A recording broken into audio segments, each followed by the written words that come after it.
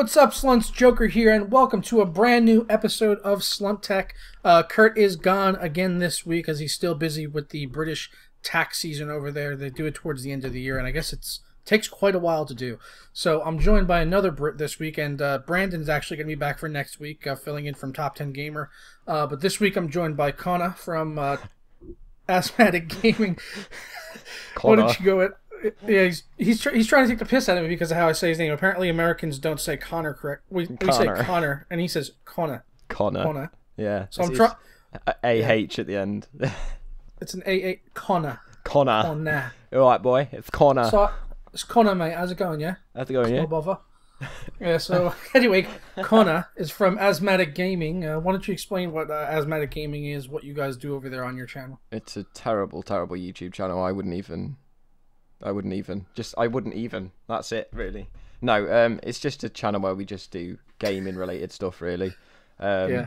But I won't go into that because you're not really here for that. Of course they are. They love gaming-related stuff. Not for me, okay? though. That was really camp. I'm sorry. Oh my god. Oh my god! Like, we play games, but don't even subscribe. It's just terrible. It's totally shit. Yeah, it really was a good sort of advertisement, wasn't it? Oh, sorry, yeah, advertisement. You've really sold the advert there. Yeah, totally sold it. Everyone's gonna head over and subscribe right Dude, now. I'm totally subscribing to that shit. Go subscribe to Asthmatic Gaming. Yeah. We don't go by that name anymore.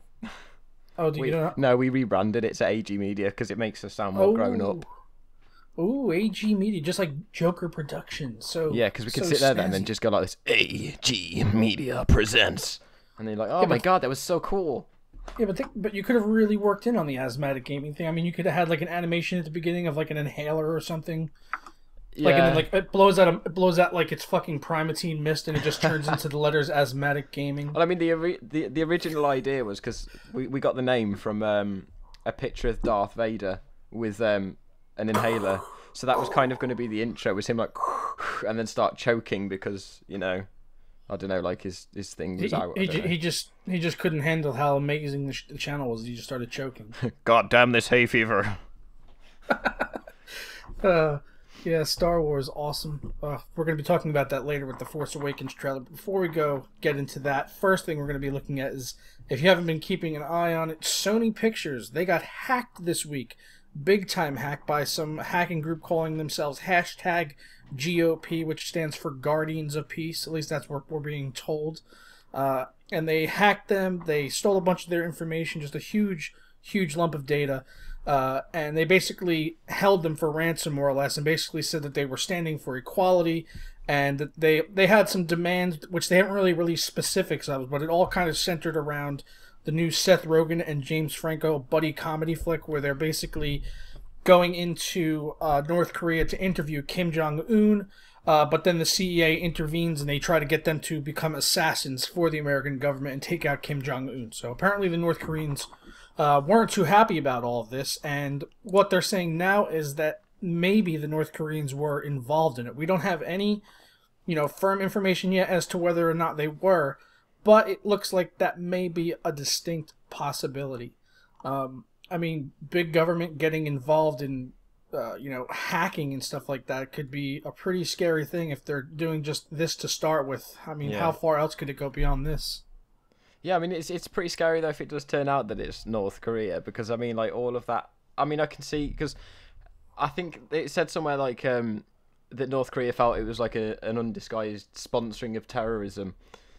And, like, yeah. I can see where they're coming from that, but it is just a media-based thing, and I think if a country was to genuinely... Hang on, is North Korea a country or a continent? I sound really stupid if I say country. Country. North Korea. Right, let's carry on. Well, basically, yeah, like... I don't understand how a country could get so offended by like a film. I mean, I suppose it might just be to do with the fact that they've got like characters of actual people. Like I think maybe America would probably get annoyed if like someone made like a film about killing Barack Obama. But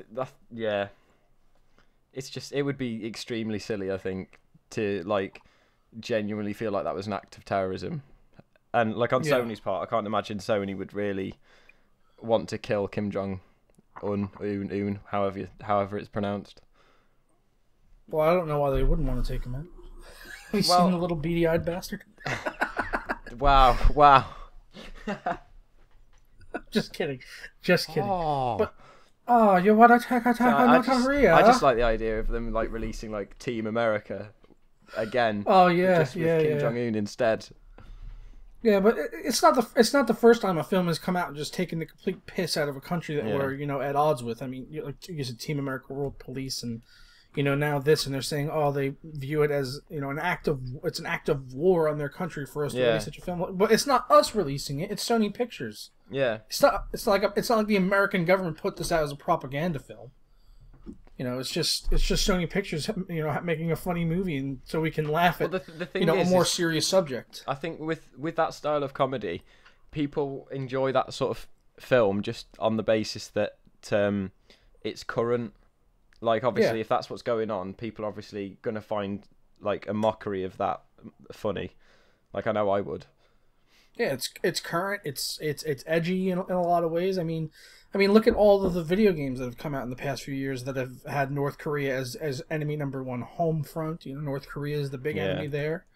Battlefield has had Korea involved in some of that. So I mean, it's not the first time like some sort of entertainment medium has come across to sort of paint North Korea as the bad guys. They're just it was the Nazis for a long time, and then it was the terrorists in Afghanistan and all that, and now it's North Korea because that's where a lot of the fear lies, because we don't really know a whole lot about them because they're such a sectioned off country, and they don't want anything to do with anyone. So you're just always going to be suspicious of someone like that or a country like that. Yeah, I mean, I think that's where like the strong point for comedy is based on the fact that they don't know much about them. That it allows them to be a bit more free with what they want to write into the film. Like if he was to do it based on Nazis, like there was a film, I can't remember what it was called now, but there was a film about Nazis in space.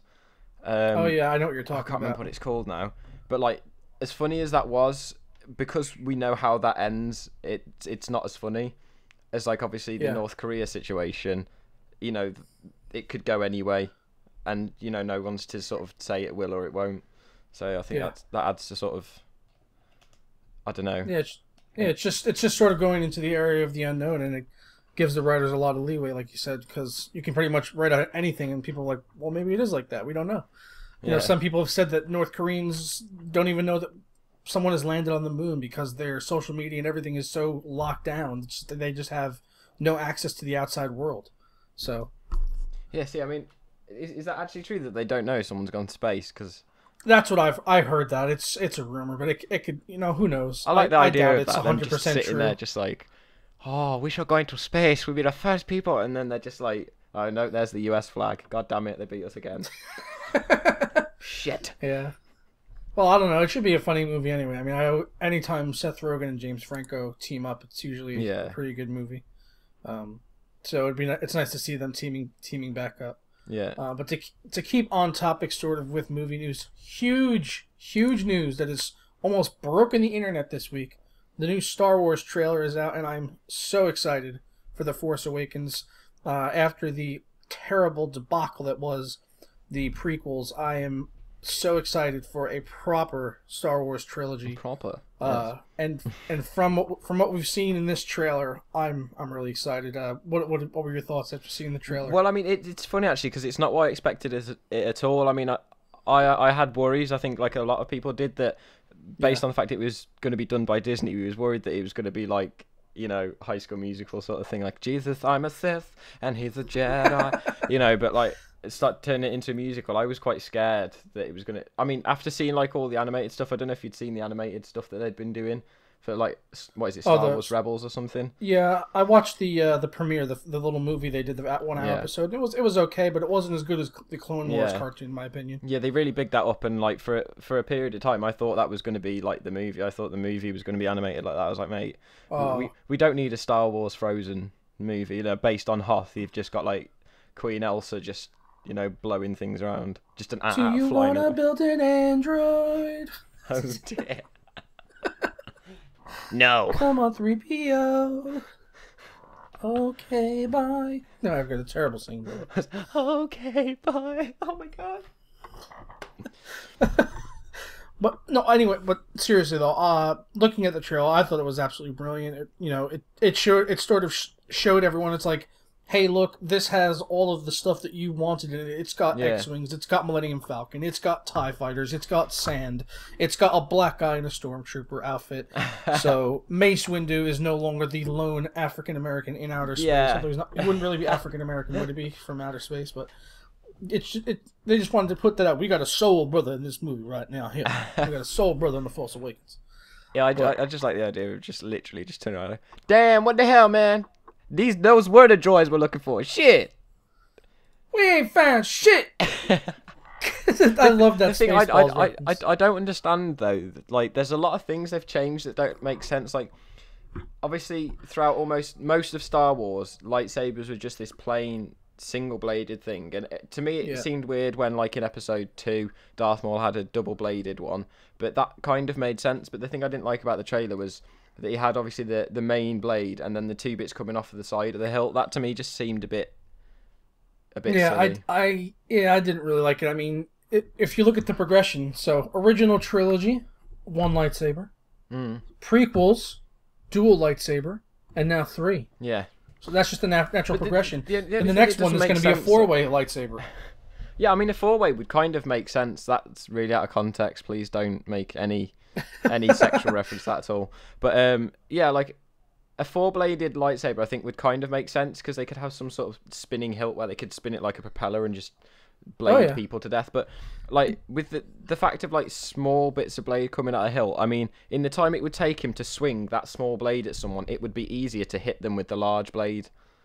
Oh, and well, it's a hilt guard. I guess it's meant for protection. But to be honest, it looks like it would be more dangerous than protective. Yeah, I mean, what if you got sweaty hands? Like, you're gonna wind up slicing off your own hand a lot quicker than you're gonna wind up taking someone else out. I think it's gonna do more harm than good, to be honest. But I mean, if I remember back when the original prequel trilogy trailers came out and people saw the double lightsaber, they gave them a lot of shit over that one as well, and then it wound up being the coolest fucking thing about the movie. I mean, the thing I liked about that is the fact that it broke in half as well. Like, you know, although the thing I never quite understood is, like, you know how in Episode 1, like in the Phantom Menace, like it gets cut in half, doesn't it? Yeah. But like, if you see after, like, people that have made replicas of it, it doesn't cut in half. It's like some sort of unclickable thing. But I don't think that was ever actually a point that was made in the film, that it was, you know, you were able to take it apart until later on. Yeah. But like, you know, I mean, Darth Maul still isn't dead, you have to remember. Well, this is the thing, but I don't understand how. I mean, I'm sorry, but after falling down that pit, I mean, admitted, he probably wouldn't die from the wound because as soon as he was cut, he was cauterized. But like, mind you saying that, if I was Darth Maul in that position, if I survived when I got to the bottom, I would kill myself because cut from the waist down, you've got no penis anymore. So your life is not worth living. Well, yeah, but you really, I mean, he's red. I don't think he was really getting laid that much anyway. I don't think that was really his top priority. Did you see those teeth? Who's going to kiss that? Well, yeah, I suppose. Unless of course it's the opposite and he was really happy that he got cut in half. He's like, yay, no more penis, feminists away. No, I get robot legs. Well, I mean, in the Star Wars universe, it's not really that much of a death sentence. I mean, look how long Darth Vader went on, and he still kicked ass, even though he was like 80% robot. It doesn't really seem to affect him that much in that whole universe. Yeah, I mean, I guess the thing is, there's a lot about the prequels that I hated. But do you know what made me angry about Star Wars more than anything? Was, you know, when they remastered the original trilogy. And then they put Hayden Christensen, is it, in the original one? I'm sorry, but he didn't deserve to be there because, okay, he was good, but it's not fair. And the other thing, it was an insult to the original actor as well. Yeah, it is. And the thing that made basically that didn't make sense is that the ghost of Obi-Wan was the old version, like the original. It didn't make sense, like, because they were old when they died, so they're old there. But why would Anakin be young? Yeah, and I mean, people were sitting there and saying, well, your spirit can only be shown in its form of your nice self. But it's like, come on. Yeah, I mean, come off it. Like, I don't think whoever it is that just, like, they sit there and they go, you should be nice, Anakin. It's like, yeah, well, at the end of the day, he was nice when he died because he was. You know, so why didn't the ghost come back looking like a burnt potato? Because he did, to be fair. He looked like Mr. Potato Head that had just been, like, stuck with matches. Someone just left him in the oven a bit too long. God damn it, man. Alright, so obviously with the Star Wars Force Awakens trailer out, the internet did not take very long to come out with a whole host of memes to go along with it, and I've Yeah. managed to compile a few that were, some of mine and Connor's favorites. So the first one we're going to look at here, obviously, the new speeder bike, for some reason, looks exactly like a Magnum ice cream bar. As you can see there, Jabba the Hutt is looking very, very excited. Oh my god, chocolate. I need that ice cream bar. The thing I never quite understood about Jabba the Hutt as well is he totally looks like a meth head. I mean, the way like one of his nostrils is slowly slidden down. I mean, I'm not saying that's a trait of being addicted to meth. It's usually a septum disappears, but I think he'd look a bit weird without the septum. It'd just be like this big gap with like a second mouth, which of course he'd use to eat another speeder bike. I'd like to see the Hutt planet, honestly. I want to see if all the Hutts look like that. I want to see if... Or I think the Hutt is his title, isn't it? Maybe that's his title. I honestly don't know. Yeah, but I'd like to see the planet he comes from. I want to see what the women look like there, because obviously he's taken more humanoid women as slaves, so clearly the women on his planet aren't up to snuff. Well, it's either that or because I'm assuming that, to be fair, for his race, that would be probably considered bestiality, like having human sex slaves, because that's like me sitting there going, well, I'm a human, I know, I'll get like Jar Jar Binks' daughter as my sex slave. It's just fucked up, to be honest. Plus, the best use of a Gungan. Miss, I take it in the ass. Oh dear, yeah, that makes sense. Not, I mean, mind you saying that they could learn to control their ears and give you hand jobs with their ears. The only trace of Gungans I want to see in the new trilogy is of a new Death Star blowing the whole fucking planet to smithereens. Yeah.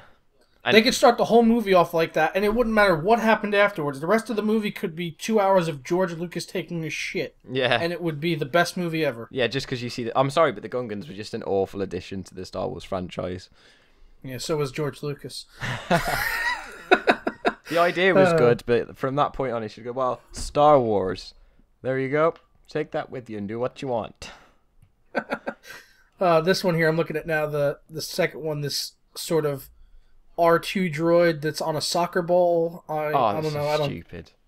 They see me rolling. I mean, it just defies anything. Like, how is that top part even staying on? I don't know. It doesn't even look like it's attached in any way. It's just bouncing all over the place. I mean, to be fair, that is a perfect representation of like a UEFA Cup football. Is that how you pronounce it? I don't even know. It's a soccer thing. I know UEFA, I'm British, but I don't like it. Yeah. Clearly, Star Wars does. It does look like one of those decorative footballs. Mind you, there's another meme of this thing where it's like what is it, WALL-E 2? Oh yeah, I've seen that as well. Yeah. Mind you, there's a lot of it because there's one of like that other film that's coming out, that what is it, Big Hero 6, like that really like obese robot that doesn't make sense. Like, how can a robot be obese? Well, he's not obese. He's just American. Okay, yeah. That's quite slim for an American. That's like TV personality size, right? That's what we aim for. That's when we slim down. That's how. Well, I really want to see someone make like an animated meme of him chasing that, because I've seen a picture of it, but I just want to see him kicking that thing along. Because I'm sorry, but every time I look at it, it just makes me angry. Moving along to the next one, obviously the most iconic moment of the trailer is the new lightsaber with the hilt guard lightsabers coming out the side. That's completely impractical. This meme suggesting that would actually prevent you losing your hand, and in my argument, I would say that it would actually cause that. Yeah, I think the user would end up cutting his own hand off sooner than it would protect him. Yeah, but the thing is, I don't get how it can prevent that, because, like, in the original movie, when he cuts his hand off, he clearly didn't attack from the top. So he went from the side, it was at his wrist, and then nowhere near his wrist. Like, if he had, like, some sort of, I don't know, like, homo lightsaber bracelet that somehow doesn't hurt him, that's about the only way you're going to... I mean, lightsaber armor, that would be cool. That would be cool to see. Well, see, I had one thought about this. Rather than having this lightsaber hilt guard, being that Disney now owns Star Wars, why not make the hilt guard out of the one material known to man that cannot be cut through by a lightsaber? Adamantium. Think about that. X-Men Star Wars crossover. Yeah, no, see, I think that would be quite cool, but, like, can you imagine that? Like, Wolverine just gets his face cut off and it just grows back anyway. People would lose their shit, though, if they had, I think, a Marvel crossover. Yeah. I don't know, that would be just enough. I don't think that would be too much to put it over the top. Just having a little adamantium reference. Do you know what I always found really saddened about Star Wars was the fact that in, like, the whole franchise, there's like I can't remember what the race name is for Yoda, but you only see like 2 or 3 different characters that are in that race. I'd love to see like a new like Yoda style person, like you know, I don't, perhaps not even that same race, but like I think we need like some wise midget. Like every film needs a wise midget. Definitely, maybe Peter Dinklage. We can get him over. He's usually pretty wise. That seems to be a common theme amongst films. If you're a dwarf, you're instantly smarter than everyone else in the room because you got to make up for the fact that you can't really do much else. I mean, it's either that, what they could do is get Warwick Davis and Ricky Gervais and just stick them in there. Yeah, I heard Warwick Davis was trying to make he wanted to be a part of it, but I don't think he is. I remember he was like begging JJ, he was like, please let me be in the movie, please let me be in the movie. Because he hasn't got much else work coming in, has he? No, he never has. He's a bit of a I don't know, a one-hit wonder. Although I've got to be honest, Willow was awful. Anyway, I love Willow. I'm not even going to be part of this podcast now. You've said that. I grew up watching that movie. It was fucking brilliant when it came out. No. Yeah. Anyway, moving swiftly on. Moving on to the lightsaber versus Jesus. That's the Antichrist. Yeah, the Antichrist lightsaber. Moving these along a little bit quicker here. We could see bringing back to Seth Rogen and James Franco, like from the Interview movie. Here we go. The apex of joint engineering. Definitely does look like that. And then the 1-minute teaser trailer, and all I see is criticize. That was my favorite one, honestly. The Sith army knife, also quite clever.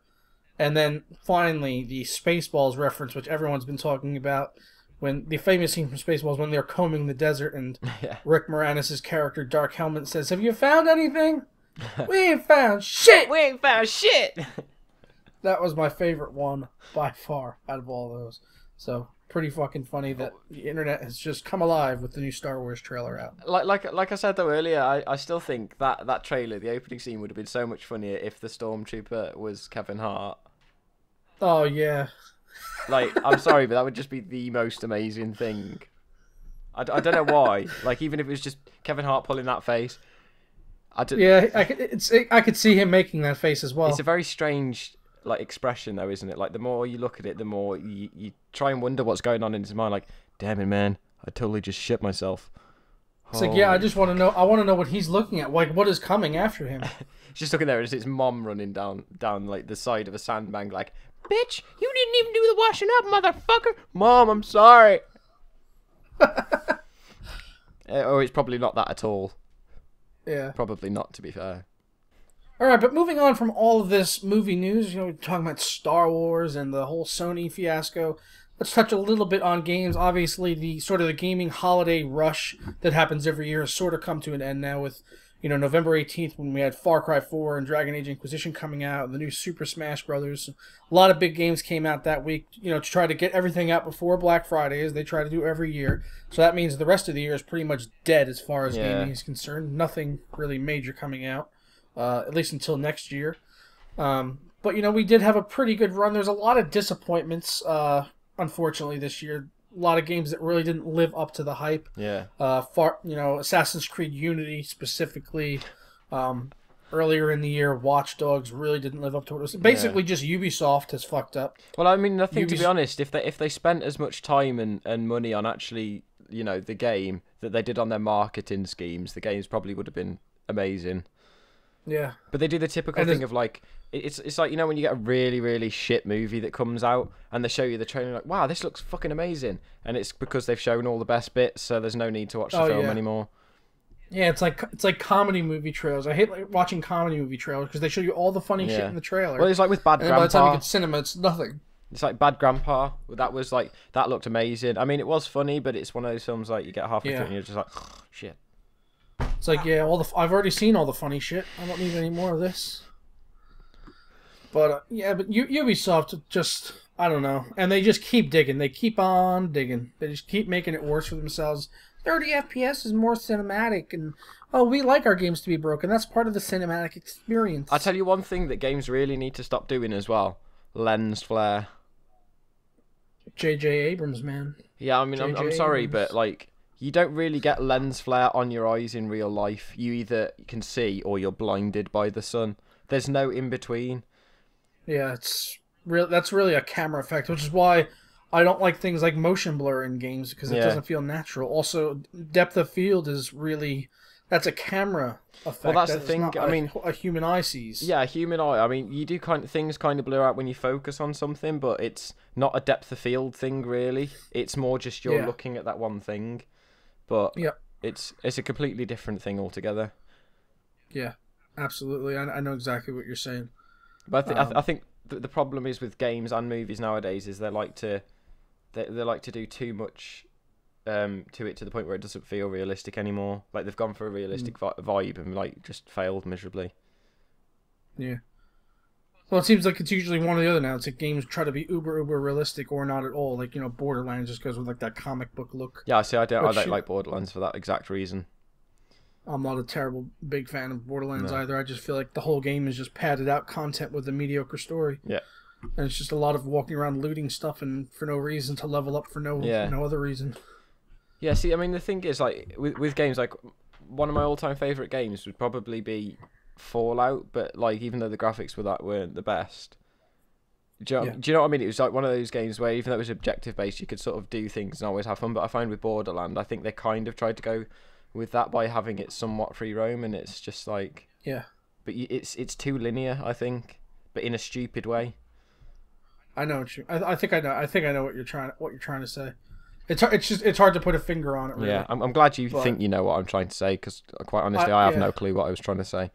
Apart from and hopefully everyone watching sucks. thinks they know what he's trying to say as well. Yeah, you should leave a comment or whatever and just just figure it out for yourselves. It'll be fine.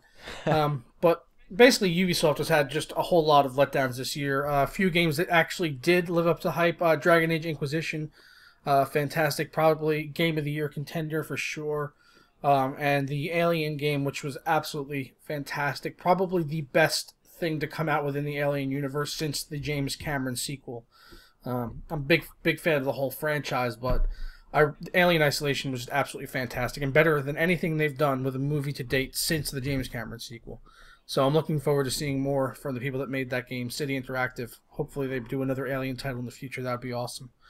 But other than that, really, the game year is pretty much wrapped up. There's some games coming out next year that I'm looking forward to.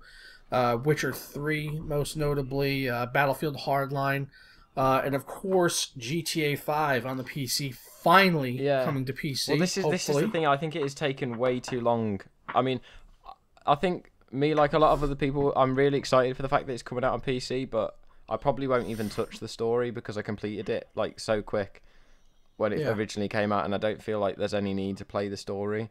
I'm like, I don't know. I just feel like it shouldn't have taken as long as it has to port over to PC. Well, a lot of us have been waiting. I mean, I haven't touched GTA 5. I know nothing about that game really. I mean, I've seen, videos and trailers and things like that, but I haven't even really watched any reviews. I know it's good because it's a GTA game, and I've been patient. I've been a good boy, and I've been patient waiting for this game to come out on PC, and I'm really looking forward to it. And I think a lot of have one of these in my stocking.